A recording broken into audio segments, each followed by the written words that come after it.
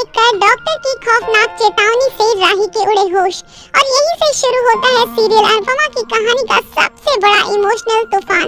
Upcoming track में दिखाया जाता है कि राही अपनी माँ अनुपमा को गुस्से में जहर के समान बोलती है और वो शब्द कहती है कि अनुपमा टूटकर बिखर जाती है। राही चीख चीख कर कहती है कि आपके जैसे लोगों को तो चुल्लू भर पानी में डूब मरना चाहिए तो अच्छा ही होता ये।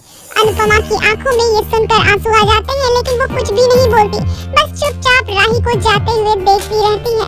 और फिर कहानी में आता है एक दिल दहला देने वाला मोड़। एक लोकल ट्रेन में सफर के दौरान एक पागल औरत अनुपमा को धक्का दे देती है और वो एक भयानक हादसे की शिकार हो जाती है। अनुपमा प्लेटफॉर्म से सीधे नीचे गिरती है, खून से बुरी तरह से लथपथ होती है और उसी हालत में उसे हॉस्पिटल ले जाया जाता है, जहाँ पुलिस वाले राही को कॉल करते हैं और खबर देते हैं कि आपकी माँ का एक्सीडेंट हो गया है और जल्द ही आप हॉस्पिटल पहुँचिए। जैसे ही राही हॉस्पिटल पहुँचती है, अनुपमा को देखकर उसके पैरों तले जमीन ही खिसक जाती है।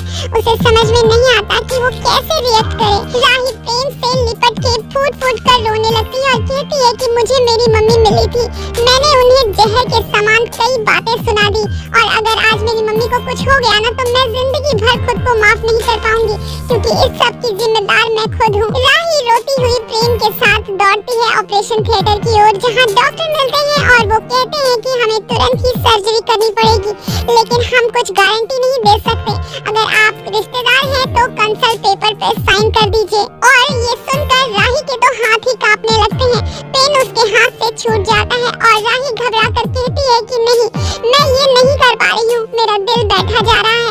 और तभी प्रेम उसका हाथ पकड़ता है और बोलता है कि राही, अब समय नहीं है, अपनी माँ के लिए तुम्हें मजबूत बनना होगा, तुम इस पर दस्तखत कर दो। राही सिसकते हुए साइन करती है और कहती है कि मैंने अपनी माँ से कह दिया था कि वो मर जाए और अब मुझे बहुत डर लग रहा है कि कहीं मेरी जुबान की कहीं बात सच न हो जाए। और तभी अचानक हड़बड़ाते हुए डॉक्टर भी बाहर आते हैं और बोलते हैं कि अनुपमा जी किसी भी ट्रीटमेंट का रिस्पांस नहीं दे रही हैं, शायद उनके अंदर जीने की कोई चाहत बची ही नहीं है।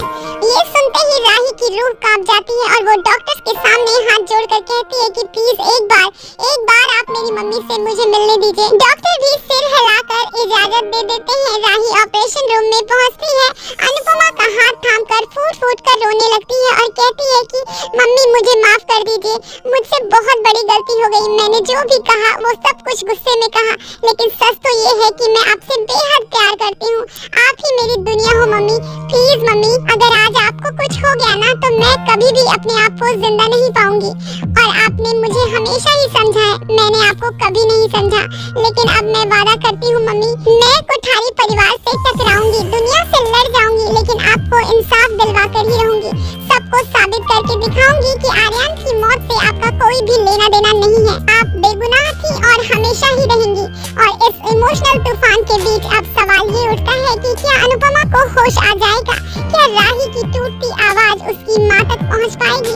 तो दोस्तों, आने वाला ट्रैक बेहद इमोशनल होने वाला है, जो कि रूह को भी कपा देने वाला है। तो आगे के एपिसोड देखने के लिए जुड़े रहें हमारे साथ और वीडियो को लाइक और चैनल को सब्सक्राइब जरूर करें। धन्यवाद।